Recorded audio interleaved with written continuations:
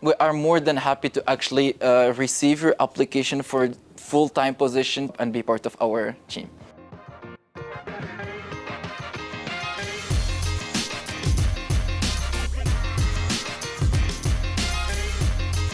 Today I'm happy because I'm the winner of the third edition of Infomineo Research Case Competition. The competition lasted for 3 days. We started off on Friday where we get to know the Infomineo team.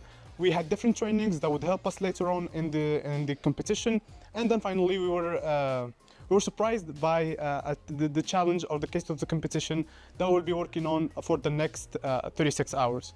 This event, we hosted our third edition of the Research Case Competition, also known as the RCC. As an alumnus, I have studied actually in the university. I have been through the curriculum, and we know that the quality AUI delivers, especially to the Moroccan job market. So that's something that we try to capitalize on. And second, also this third edition, we increased the capacity of the participating students by at least 100%. My advice for people who are willing to participate or have the intent of participating in the upcoming edition of Infomineo Research Case, I would highly encourage you guys to participate.